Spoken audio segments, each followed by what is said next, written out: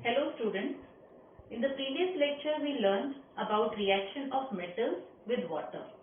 Today we are going to learn how metals react with acids, bases and salt solutions. First of all, we will start with reaction of metals with acids. This reaction you have learned in the previous chapter of acids, bases and salt. So let us revise by taking a few reactions. Metals react with dilute hydrochloric acid and dilute sulfuric acid to form the metal salt and hydrogen gas is liberated. The metal salt formed obviously depends upon the type of acid that is taken. Hydrochloric acid forms chloride of metal and sulfuric acid forms sulfates of metal. So let us take two examples, one of hydrochloric acid and other of sulfuric acid, and write the equation. For example, potassium in solid state, when it reacts with hydrochloric acid in aqueous form, it reacts with it to form potassium chloride and hydrogen is produced. To balance the reaction, we will have to write 2 here and then 2 in front of Cbse and 2 in front of potassium. Now, let us see reaction of magnesium with sulfuric acid, H2SO4. In this case, sulfate of magnesium will be formed because sulfuric acid is taken. So, MgSO4 in aqueous form and hydrogen gas. This reaction is already balanced.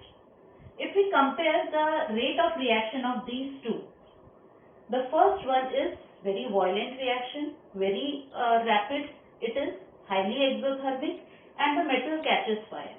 Whereas in this case, the reaction is also rapid but the metal doesn't catch fire because the heat liberated is not enough to burn the hydrogen gas that is formed. Instead, the metal starts floating on the surface of the acid. Now, let us talk about some metals like copper, silver, gold, platinum. These metals do not react with acids in any state because they are very low reactivity metals. They cannot displace hydrogen from the acid. But if we want to dissolve metals like silver or gold or platinum, we can take a mixture of acids which is called as aqua regia. A freshly prepared aqua regia is a mixture of 1 part of nitric acid in concentrated state and 3 parts of hydrochloric acid which should also be concentrated. In this mixture, if gold and platinum is mixed, they dissolve readily. Now, we will talk about nitric acid. You must be wondering why we are not discussing about nitric acid here. Because the reaction of metals with nitric acid is slightly different. Nitric acid is a very strong oxidizing agent. When a metal reacts with nitric acid, the hydrogen gas produced is oxidized by the nitric acid to water and the acid gets reduced to one of the oxides of nitrogen. The oxides of nitrogen are nitrogen monoxide, formula NO, nitrogen dioxide, formula NO2, and dinitrogen oxide. Which gas will be produced depends upon the nature of metal taken, concentration of acid, and the temperature of reaction. However, metals like magnesium and manganese, they react with highly dilute nitric acid to liberate hydrogen.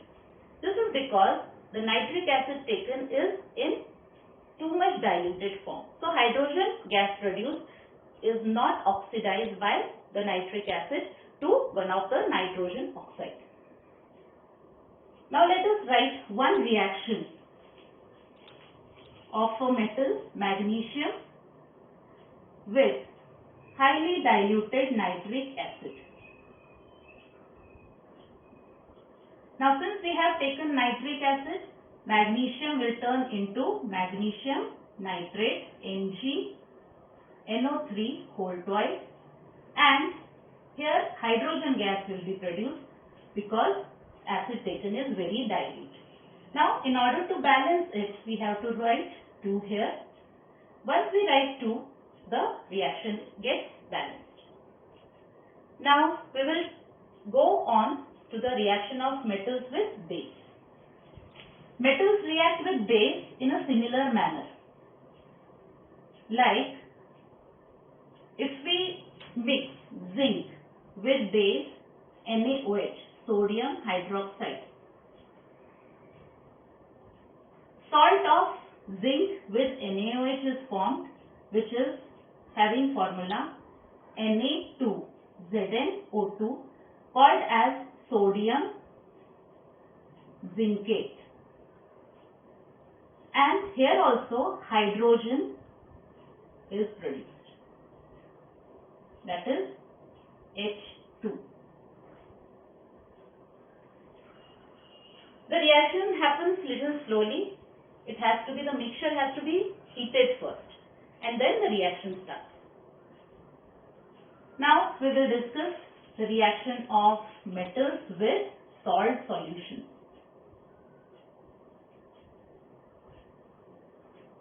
This reaction is called as displacement reaction.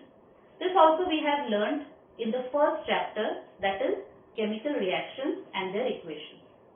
The general reaction can be represented as metal A mixed with salt solution of metal B to form salt solution of metal A and metal B. Now in this reaction it is seen that a higher reactivity metal displaces a lower reactivity metal from its salt solution. A very common example of this reaction is reaction of iron with copper sulfate solution in aqueous form, copper sulfate solution. It is observed that iron is black in color, copper sulfate is blue in color, but when the reaction completes, the solution turns green from blue and the black color of iron gets coated with a reddish coat. Why this happens? Because iron being more reactive than copper, it displaces copper from copper sulfate and forms green colored solution of ferrous sulfate, and the copper that is displaced, which is reddish brown in color, gets deposited over the iron pieces. This is green in color and this is reddish brown. One thing we should note that the iron pieces do not get rusted because that reddish coating is of copper, not rust. Rusting happens in presence of oxygen and moisture, and rust is iron oxide. So do not get confused with the same color obtained over the iron. This is displacement reaction, not corrosion. Now we will see how to understand whether the displacement reaction will happen or not. So for that we should recall our knowledge of reactivity series. It is a list of metals in which different metals are arranged in decreasing order of their reactivity. So let us write the reactivity series first. Up till now we have learned so many reactions and we have understood that potassium is most reactive and platinum is least reactive.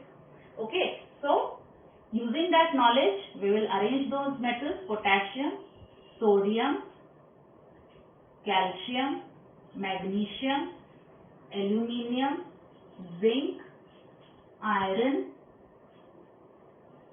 Then we can also include tin, lead, then hydrogen is kept in between, and after that comes copper, mercury, silver, gold, and least reactive is platinum.